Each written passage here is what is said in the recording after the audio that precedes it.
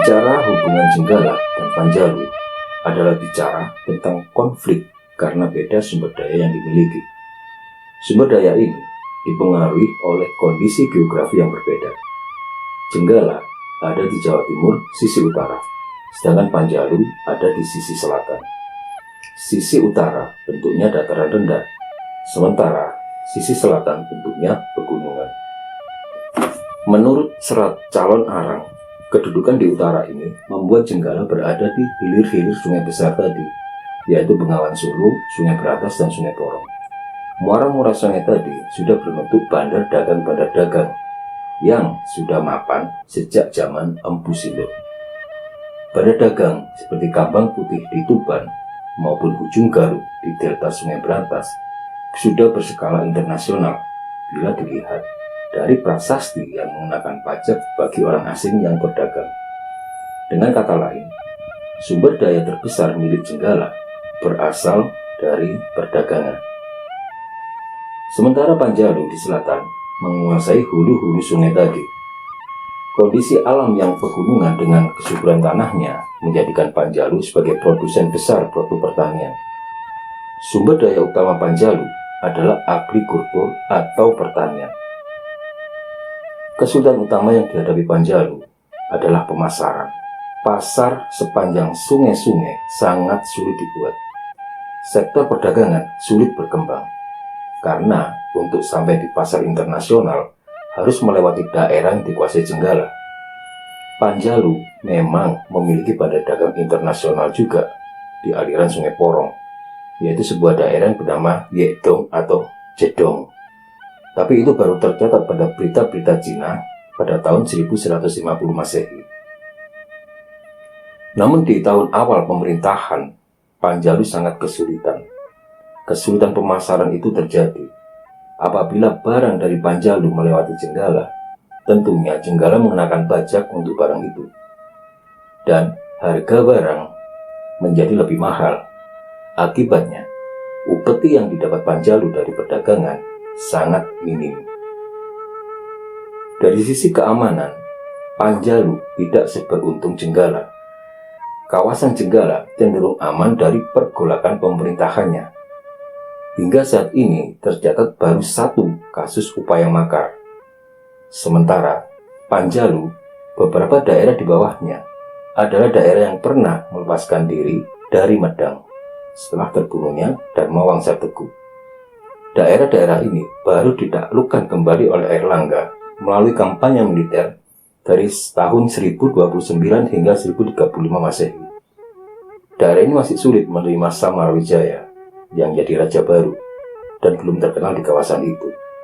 Konflik pertama Jenggala Panjalu setelah pembelahan terjadi karena kasus Desa Tanjung.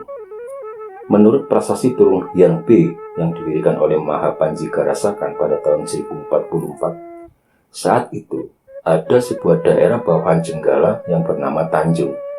Daerah ini mencoba melepaskan diri dari Jenggala dan ingin menjadi bagian dari Panjalu. Keinginan ini dibuktikan dengan pengiriman upeti dari Tanjung ke Panjalu. Kabar ini membuat Mahapanjigarasakan marah besar. Tanpa konfirmasi ke Panjalu lebih dulu, langsung menyiapkan pasukan dan menyerbu Panjalu. Dalam Banjaran Kediri dijelaskan, saat penyerbuan ini terjadi, Raja Panjalu yaitu Samarawijaya sedang menerima penghadapan pemimpin Tanjung yang bernama Sri Linggajaya. Ketenangan Paseban terganggu oleh suara ribut dari luar. Sri Samarawijaya terkejut. Ternyata itu suara Jenggala yang sedang menyerang tanpa surat tantangan. Dan posisi pasukan Jenggala sudah ada di alun-alun Panjalu. Perang pun terjadi. Tetapi tak lama kemudian bisa dilerai oleh Dewi Gili Suci yang mengingatkan bahwa mereka masih keluarga. Sehingga perang berhenti dan Jenggala menarik diri. Perjalanan dari Panjalu, ternyata Jenggala tidak langsung pulang, melainkan mampir dulu ke Desa Tanjung, desa yang bikin masalah ini. Kebetulan, warga desa sedang menyiapkan mengangkut upeti untuk Panjalu. Jenggala menyerang desa mereka, sampai warga desa harus mengungsi dari desanya. Karena menang, dalam semua hal, Jenggala memenangkan pertempuran itu, serta merampas semua upetinya dan dibawa ke Jenggala kembali. Sesampai di Jenggala, pasukan itu disambut oleh rakyat dengan sebuah pesta pora dengan mengibarkan bendera merah putih hitam sebagai lambang kemenangan. Hanya saja, pesta belum selesai, datang pasukan Panjalu menyerbu dengan senjata lengkap. Mereka marah karena upeti dirampas Jenggala. Pesta jadi porak-poranda, perang meletus lagi. Airlangga yang mendengar ini langsung menuju Jenggala dan menghentikan perang. Upayanya berhasil. Pasukan Panjalu pulang kampung. Dua tokoh ini, Airlangga dan Dewi Gili Suci, sadar bahwa potensi gesekan akibat pembelahan sangat besar. Upaya meredam gesekan ini sudah ada sejak tahun 1042, tepatnya 2 minggu setelah pembelahan Kahuripan, pada tanggal 19 Desember 1042 Masehi, dalam bentuk prasasti Pamuatan yang menegaskan pendirian kerajaan Dahana dengan Airlangga dan Dewi Gili Suci sebagai pemimpinnya. Fungsi kerajaan ketiga ini adalah sebagai penengah. Namun, belum diketahui apakah cara ini efektif, karena perang Jenggala dan Panjalu masih terjadi. Dan perang itu semakin semarak setelah Airlangga mangkat pada tahun 1049 dan diberabukan di Candi Belahan. Sedangkan Gili Suci fokus pada kehidupannya sebagai bertapa. Upaya damai selanjutnya berbentuk pernikahan yang bersifat politis antara dua kerajaan ini. Namun, juga tidak selamanya berjalan mulus. Pernikahan antara Putri Sulung Sri Jayabaya dari Kediri dengan Raja Jenggala malah jadi penyebab peperangan terakhir Jenggala dengan Panjalu. Apa sebab dan bagaimana jalannya peperangan? Tentang peperangan ini adalah peperangan antara mertua melawan menantu. Kelihatannya hubungan Jenggala dan Panjalu coba disatukan dengan pernikahan politik antara Putri Sulung Jayabaya dari Panjalu dengan Raja Jenggala.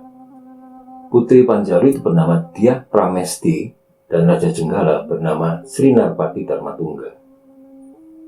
Dalam kitab Bharatayuddha yang digubah oleh Empu Seda dan Empu Panulu di tahun 1157, dikisahkan pada suatu hari Dyah Pramesti pulang ke Panjalu tanpa pengawalan.